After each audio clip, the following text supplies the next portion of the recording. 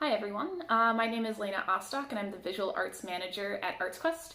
As I'm sure you're all aware, the Banana Factory is currently closed to the public and the stages at Steel Stacks are quiet due to the coronavirus outbreak.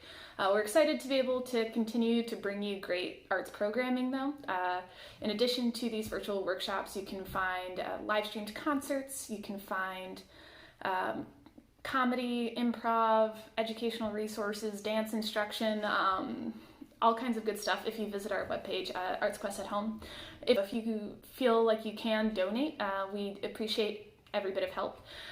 It's as easy as going to ArtsQuest at Home or www.artsquest.org/donate.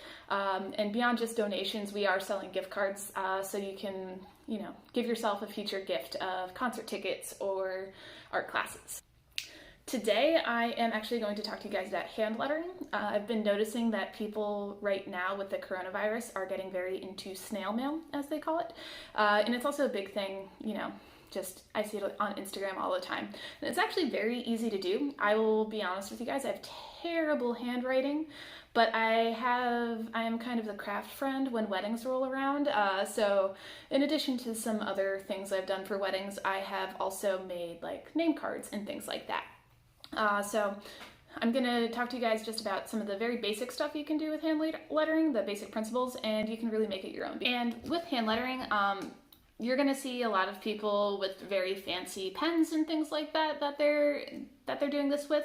And I mean, they're great. They can make hand lettering easier for you. I have purchased my own that have two tips, one really fine point and one more like a brush tip. But for this workshop, I'll actually just show you how to do it with run-of-the-mill markers. I love Crayola Super Tips. That's what I have. You can tell my box is a little bit well worn here. You can basically use any marker that has some sort of tip. So if you use broadline markers and they still have, you can see a point to it, you're going to be fine because you basically want a tip for doing the fine line stuff and something that you can kind of sweep down the edge with. You can pretty much do hand lettering however you want. The biggest thing you're gonna want to kind of keep in mind when you're getting started is to be consistent with how you use the tip versus the broader side of the marker. So a good way to get started is to use the tip or the point and just very gently do a thin line going up. And then you can use the kind of fatter side of the marker and press down harder to do a heavier line going down. So I made an A. You by no means have to do the entire shape in one fluid stroke in order to do it well. Sometimes you're going to make it look a lot better if you kind of pick up your marker and take your time.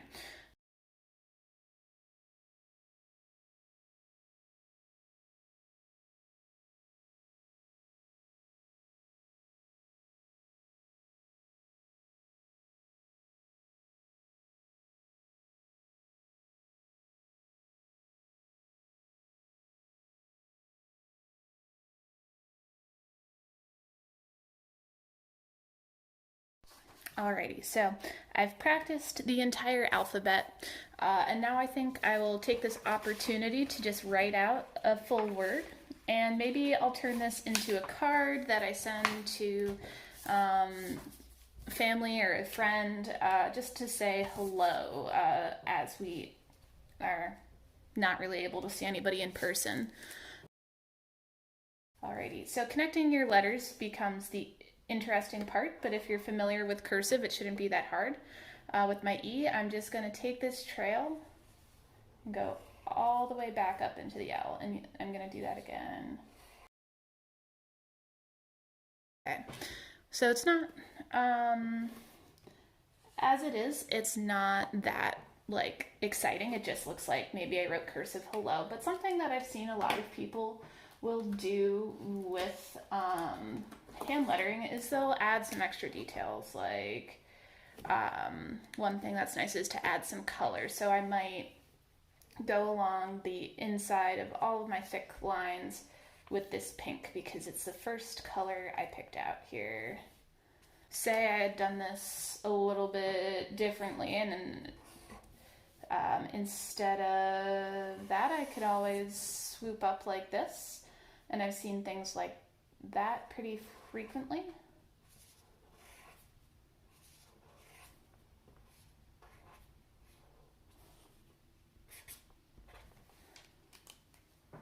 And again, I can come in here and add some extra details.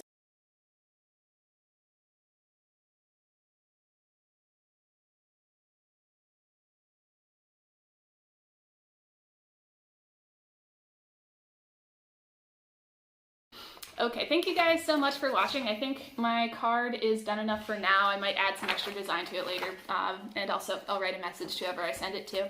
I hope you enjoyed the video. If you're looking for some extra learning connections for your schoolwork or anything like that, I will say hand lettering is a great way to practice cursive. I will be honest with you guys, I felt a little bit like Billy Madison because there were several letters I could not remember how to write in cursive, including capital F and capital W.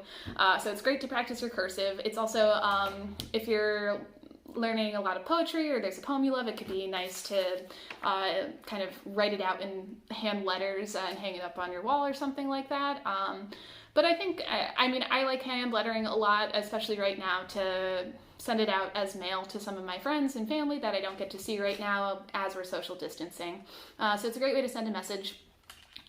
If you guys do get into hand lettering, or if you're making your own art, please feel free to share it with us. You can tag us on Instagram. We are at bananafactory_PA.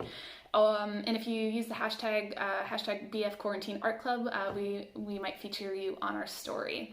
So thank you again for watching. I hope to see you guys in person soon.